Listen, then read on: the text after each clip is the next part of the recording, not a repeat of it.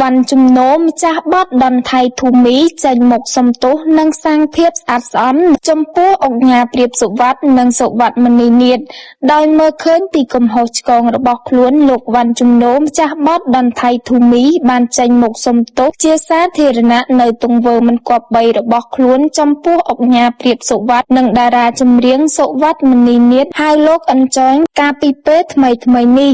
លោកវណ្ណជំនោបានរៀបរាប់ថាលិខិតសំទោសទៅកាន់លោកសុវត្ថិមនីនាថហៅអិនចយនិងអង្គការព្រាបសុវត្ថិនិងក្រុមគ្រួសារនៅថ្ងៃទី13ដល់ថ្ងៃទី15វិច្ឆិកាកន្លងមកនេះខ្ញុំបានធ្វើការចែករំលែក share comment បង្ហោះនៅលើបណ្ដាញសង្គម Facebook និង YouTube ដោយបានប្រើពាក្យប្រៀបធៀបនិងបង្អាប់ប្រមាថមើលងាយនិងអះអាងបំភ្លឺទៅដល់លោកអុកញ៉ានិងក្រុមគ្រួសារយ៉ាងពិតប្រាកដមែនតាមរយៈសកម្មភាពនិងទង្វើទាំងអស់នេះហើយដែលជាហេតុផលធ្វើឲ្យប៉ះពាល់ធ្ងន់ធ្ងរដល់កិត្តិយសកិត្តិនាមសេចក្តីថ្លៃថ្នូរនិងមុខរបរការងាររបស់សុវត្ថិមនីនាថនិងលោកអុកញ៉ានិងក្រុមគ្រួសារលោកអុកញ៉ានិងក្រុមគ្រួសារជាទីគោរពខ្ញុំបាទពិតជាសោកស្ដាយនៅអ្វីដែលខ្ញុំបានធ្វើចំពោះសកម្មភាពទាំងអស់និងទង្វើរបស់ខ្ញុំដែលបានប្រព្រឹត្តនៅថ្ងៃទី13ដល់ថ្ងៃទី15វិច្ឆិកាកន្លងមកនេះដោយសារតែខ្ញុំបាទមានការយល់ច្រឡំនិងមិនបានគិតគូរពិចារណាឲ្យបានវែងឆ្ងាយចំពោះទង្វើរបស់ខ្លួនដូច្នេះដើម្បីផ្ដល់ភាពយុត្តិធម៌និងស្អាតស្អំជូនទៅលោកអិនចយនិងអុកញ៉ាព្រាបសុវត្ថិនិងក្រុមគ្រួសារវិញខ្ញុំបាទសូមទទួលខុសត្រូវនៅកំហុសរបស់ខ្លួនទាំងស្រុងនិងសូមសន្យាថាឈប់ធ្វើទង្វើមិនគួរគប្បីដែលនាំឲ្យប៉ះពាល់ដល់លោកអុកញ៉ា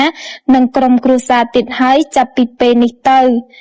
ជាមួយគ្នានេះផងដែរលោកវណ្ណជំនោថែមទាំងបានសន្យាថាខ្ញុំបាទនឹងលុបចោលរាល់សកម្មភាពដែលខ្ញុំបានធ្វើការចែករំលែកសរសេរ comment បង្ហោះនៅលើបណ្ដាញសង្គម Facebook កន្លងមកចាប់ពីថ្ងៃនេះតទៅហើយថែមទាំងធ្វើការសំទោសជាសាធារណៈតាមរយៈវីដេអូទន្ទឹមនឹងនេះខ្ញុំបាទសូមផ្ដាំផ្ញើទៅសាធារណជនទាំងអស់សូមកុំធ្វើទង្វើដោយខ្ញុំបាទឲ្យសោះហើយសូមធ្វើការបញ្ចេញមតិយោបល់ត្រឹមសិទ្ធិរបស់ខ្លួនបានហើយមិនត្រូវធ្វើឲ្យប៉ះពាល់ដល់សិទ្ធិរបស់អ្នកដទៃនោះទេសូមលោកសុវត្ថិមនីនាថនិងអុកញ៉ានិងក្រុមគ្រួសារមេត្តាអធ្យាស្រ័យនិងអភ័យទោសដល់គ្រប់ខ្ញុំបាទដោយក្តីអនុគ្រោះគួរបញ្ជាក់ផងដែរបច្ចុប្បន្ននេះមានជនខិលខូចមួយចំនួនតូចបានប្រើបណ្ដាញសង្គម Facebook និង YouTube ដើម្បី comment និងរិះគន់នៅរឿងមិនល្អតែផលប្រយោជន៍របស់ខ្លួនធ្វើឲ្យប៉ះពាល់ដល់សិទ្ធិឯកជនរបស់អ្នកដទៃ